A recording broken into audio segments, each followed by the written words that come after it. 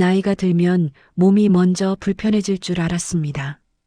계단이 힘들어지고 글씨가 잘 안 보이고 하루에 쓸 수 있는 기운이 조금씩 줄어들 거라고는 이미 각오하고 있었습니다. 그런데 어느 날부터는 몸보다 먼저 마음이 움츠러드는 순간들이 생기기 시작했습니다. 병원에 갔을 때였습니다. 아프니까 도움이 필요하니까 찾아간 곳이었는데 문득 이런 생각이 들었습니다. 아, 내가 지금 무시당하고 있구나. 오늘은 나이 들고 나서 병원에서 처음으로 존중받지 못했다고 느꼈던 그날의 이야기입니다. 병원에 가는 날이면 괜히 옷매무새부터 다시 보게 됩니다. 너무 초라해 보이지는 않는지, 말투가 느려 보이지는 않는지, 괜히 한 번 더 숨을 고르게 됩니다. 그날도 그랬습니다.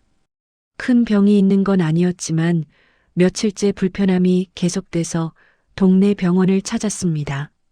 접수 창구 앞에 서서 차례를 기다리는데 앞사람의 설명이 길어지자 창구 직원의 표정이 조금씩 굳어지는 게 보였습니다. 저 사람도 힘들겠지.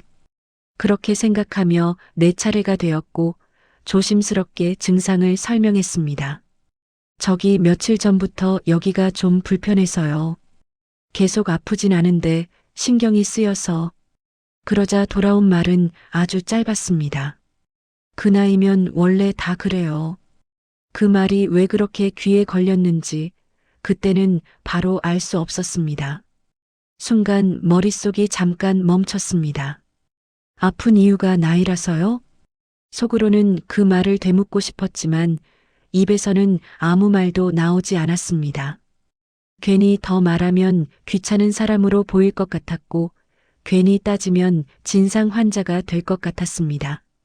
그래서 고개만 살짝 끄덕였습니다. 네.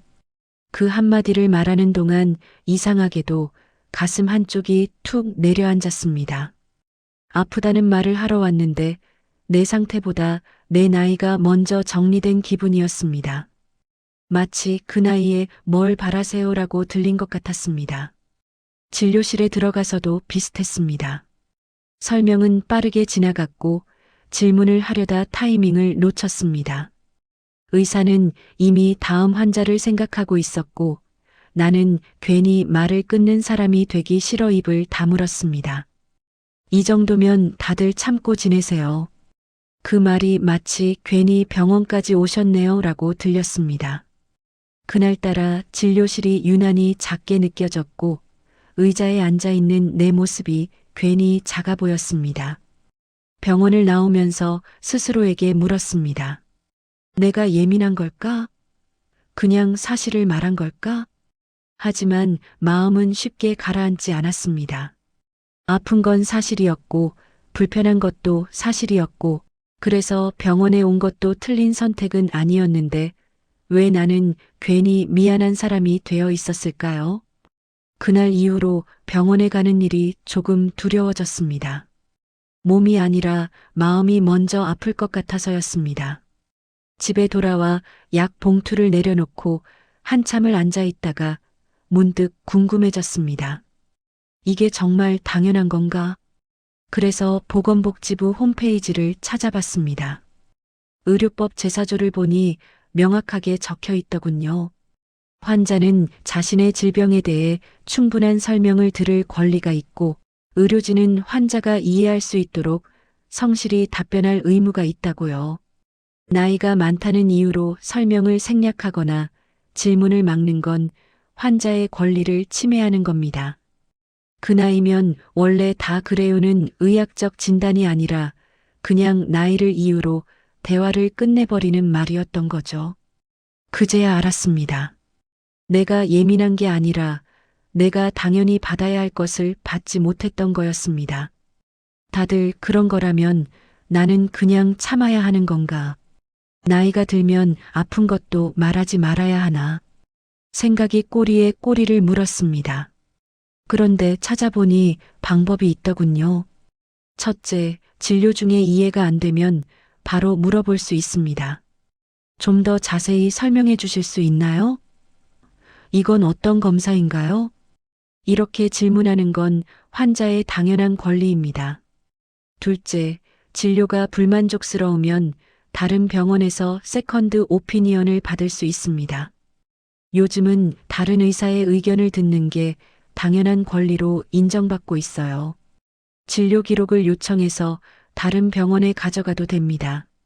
셋째, 만약 병원에서 부당한 대우를 받았다면 보건복지부 콜센터 129번이나 의료분쟁 상담 1670에 2545로 전화하면 상담받을 수 있습니다.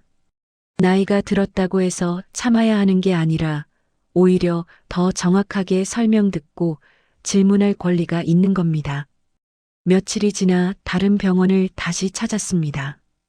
이번에는 천천히 이야기를 들어주는 의사를 만났습니다. 어르신, 불편하시면 말씀하셔야죠. 어디가 어떻게 불편하신지 천천히 말씀해 보세요. 그 짧은 한마디에 괜히 눈물이 날 것 같았습니다. 의사는 증상을 하나하나 물어봤고 내가 질문하면 눈을 마주치며 설명해 줬습니다. 이 검사는 이런 이유로 필요하고 결과가 나오면 이렇게 연락드릴게요. 그제야 알았습니다.